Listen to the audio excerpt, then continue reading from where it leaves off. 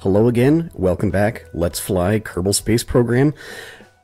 I've got kind of a good news and bad news kind of thing, but I'm feeling good about this. We've had some setbacks in the program. This whole time that I was trying, where'd it go in here? Yeah, I was trying to do the X-Cart 4 in the Mothership. See, this design had its origins in the tutorial program that I did at C7's request. C7 Studio is the guy who made all of these modded parts to make space planes possible even before they're officially added to the game. He's a very cool guy. I like these parts. I like the work he does. So I put the basics of this vehicle. Let me see. Do we still have that one in here? Let me see. That would be Trainer 3. Yeah. Yeah, I put this one together for that tutorial. And see, what was the objectives that needed to be met by this vehicle? It needed to be simple. It needed to be easy to put together in just a few minutes. It needed to be easily flyable with the keyboard.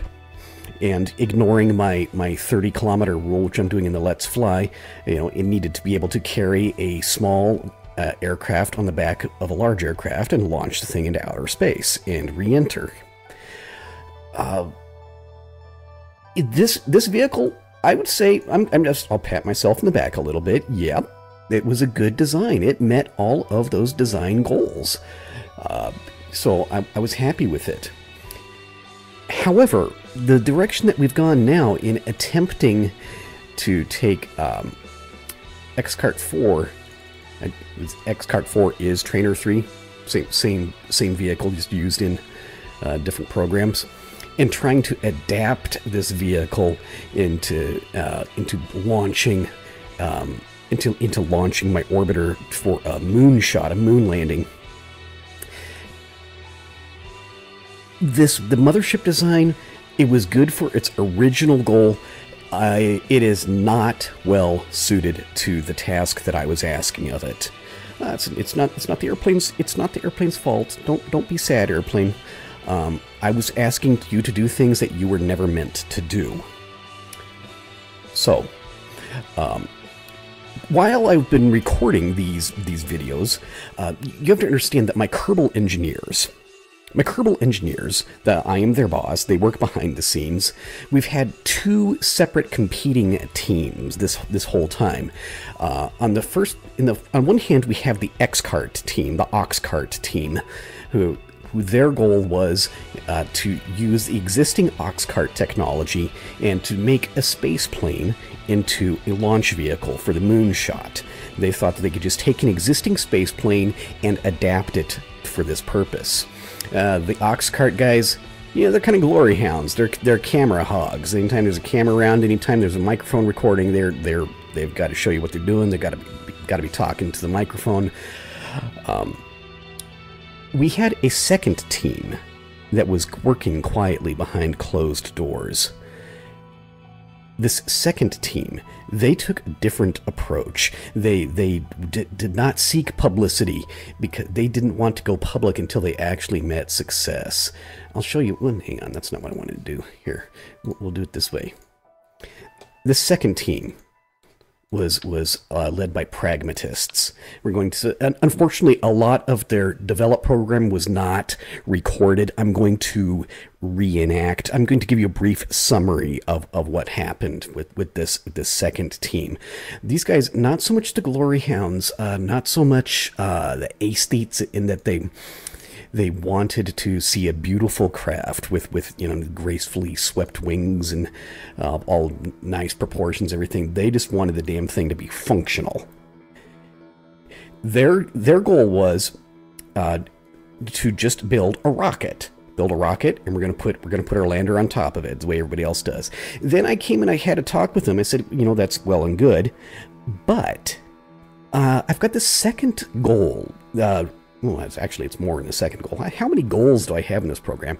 A goal that I never really specifically stated because I wasn't certain it would really be doable. I told him that the goal that my launch vehicle I want it also to be an airplane. I want my launch vehicle to take off, to go into outer space, and my launch vehicle will come back and land on the surface of Kerbal. So, the second group behind the closed doors, the very pragmatic guys, as they said, we're just going to build ourselves a rocket. And then I said, but I want it also to be an airplane. So, so the pragmatists, they said back to me, well, we'll build a really big damn rocket and we'll stick a bunch of wings on it. So what they did, we started out with, yeah, here we go. If you do the KW Challengers pack, we get these EFSRBs. This is what I will call them. That's not what KW calls them. This would be an enormous fucking solid rocket booster. Look at that thing. It is huge. Okay, so the pragmatists, they like their EFSRBs. They say that will be the core of our rocket, of the core of our lift. It's, simple, one part, works good, lasts a long time. No, you can't vector the thrust. No, you can't throttle it. You can't control it. It just, you point it up in the thrust and it works. So that was good. And they say, hey, we'll put some extra finesse. We'll put some of these other solid rocket boosters around the outside. Where one solid rocket booster is good, 5 solids, even better. And this way, it's scalable because we've got these other larger or smaller, depending on how much solid rocket booster you want on the sides of it. Okay, well that's good to say, but it doesn't really look like an airplane. I want this thing to be able to use the C7 fuselages and C7 engines. I want this thing to be able to fly around in the atmosphere, both before, during launch and after re-entry. So they said, all right, that's simple. We just need to get, okay, let's get some C7 fuselage on there. And it's probably going to need to be big. Let's put a bunch of them. How about 4 in a line? And they said, well, we'll just take our EFSRB and we'll stick that in the end of the damn thing. You notice the pragmatist guys, they're slightly more profane in their speech, but, that's, you kind of get over it. They're like that. Let me see here. That's right, I'm just doing a demonstration. Don't have to worry about all that. Said, okay. Briefly, I was thinking about doing having a decoupler here and making it into like 2 separate space planes, but I figured that would just be insane. No, let's keep it all one vehicle. I said, that's really big. Where are we going to put the engines? Where am I going to put my jet engines? We got the solid rocket boosters down here for the rocket engines for launch, but what about my airplane engines for cruising around in the atmosphere? So they said, that's no problem. What we're going to do, since we can't put them on the back of the fuselage, we're going to put one up top, and we're going to put one on bottom. So we got a couple of more fuselage pieces here. We'll stick an engine there, and we'll stick an engine there. I say, oh, okay, well, that looks like that would probably work. It's not exactly elegant, but they said, do you want it to work, or do you want it to be elegant? I said, I want it to work, so there it is. That's okay.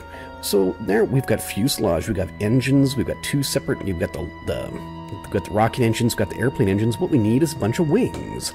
Put some wings on this thing. So we grabbed some wings, we started putting it on here. I said, I know I'm going to need a lot of wing. This thing's going to be heavy. It's going to need a lot of lift. And take a look at the solution that we had in separating an over and under engine here. Why don't we just put the wings on there? Why don't we make a biplane design? Because, I don't know, just the absurdity of a biplane, a biplane, space plane, a bi-space plane, just appeals to me. This, ancient World War I technology being put to use in a space plane. I like the idea. It's absurd. Okay. So I said, well, that's all well and good, but remember, we also need to have some tail surfaces in the back. Okay, we can handle that. Here, we'll go turn that 4-way symmetry on for this one. One there. And one there. and one there. It's the same delta wing that I've used, you know, previously multiple times. Oh, wait a second. I only had the two-way symmetry on. It's okay. It'll still work. Yeah, the same basic delta wing configuration I've already used multiple times, but just kind of rotated 45 degrees to fit around those solid rocket boosters down there, and it'll make just a perfectly standard little tail arrangement there, combination. They're ruddervators. They're rudders and elevators. And a couple more pieces like that. I said to my pragmatist engineers, I said, this is still, I mean, this thing is looking just really damn ugly. They said, yeah, we like it that way. And I was like, okay, so I'll just, you know, I just went with it. It looks functional. I guess it'll work. And also while I was working on this, we attached a bunch of control surfaces to these things. You know, we put some elevators and rudders and ailerons and other stuff on there. We put a bunch of struts, but this, you understand, I'm just doing a demonstration of it. We tried to fly this thing. It broke in half right in the middle. It didn't have enough lift up front. It didn't have enough lift in back. It was a disaster. Many Kerbals died. It's okay, Kerbals don't really mind that. But it is inefficient for the program. So we came to the conclusion, more wings. Let's put some more damn wings on there. More wings here. And you see we put something that right there to both to give it a little bit more lift in the middle and also as an anchor point for just about a bazillion different struts. Because really, that's the weak point. It kept on breaking right there. The Kerbals hated it. And I decided to put a wing back here. So we did some more flight tests. Oh, hang on, that's not... Oh, here, let's fix that. Yeah, so that was the basic configuration. We did some more flight tests. More Kerbals died horribly. It was a bitter, bitter failure. We were proud to report that the EFSRBs do have enough thrust to get the flaming ball of wreckage up out of the atmosphere, which was always the goal. You know, except not so much flaming wreckage. We really wanted a vehicle to make it that far. So at that point, I didn't really want. We added more thrust. I'm sorry, not yet. No, wings. More wings. More wings was the answer. When it wiggled around too much, more struts was the answer. You can't have too much wing. You can't have too many struts. It's just, it doesn't make any sense. Having too many wings, that'd be like saying having too much rocket or too much thrust, something like that. So we ended up with configuration like that, and we added several grillion more struts to bind the whole thing together and stop it flapping. I figured that I needed some RCS. Let me see where to go for that one. I put in with the added benefit that if you stick your KW RCS ports, RCS tanks on there, it looks kind of like a jet engine intake. I was having a problem that the exhaust from these jet engines was burning, was damaging my solid rocket boosters, so I came to with a solution to that problem. The solution to that problem was to separate, to give it some more distance. Here, we'll put one of these whatsits there. We'll put another whatsit there. Also, I was running into a problem. It didn't seem like it had quite enough thrust, and so that's the point. This is Kerbal. When you run into problems in Kerbal, what do? Add thrust. More wings, more thrust, more struts, more, you know, we actually didn't need more booster at this point. It's kind of a meme. It's a sort of a local meme, not really applicable at this point.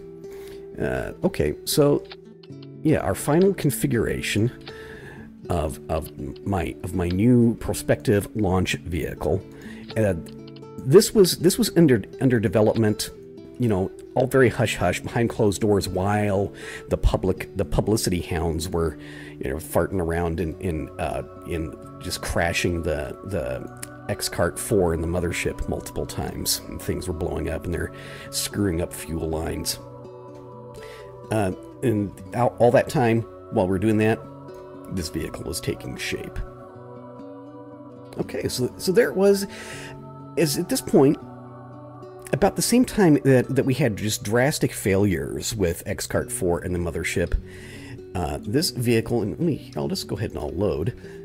This is actually the final design here. Not really final, I may tweak it a little bit later. Oh, there's a couple points I might. Yeah, there's a grillion struts in that thing. The whole vehicle is about as tall, about 2/3 of the vehicle assembly building itself. It's got enormous damn wings. It's got enormous boosters. It's got fuel lines. Yeah, it takes the fuel from the center tank and it pumps the fuel up to these middle tanks. Oh, I forgot we put a rudder up there. I've tested this thing. It will land in water. I put pontoons on it. If you can believe that, this enormous monstrosity. I named it Grunt. Stands for Giant, Reusable, Utility, and Transport.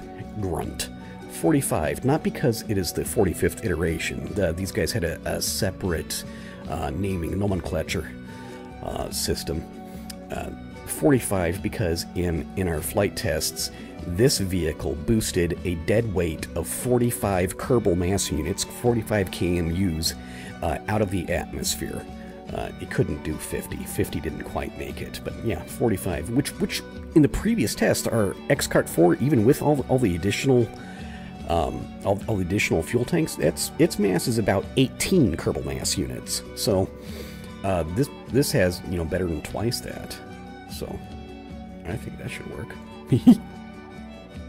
Okay. So, yeah. The Mothership is dead. Long live Grunt. Grunt. Grunt is the new hotness.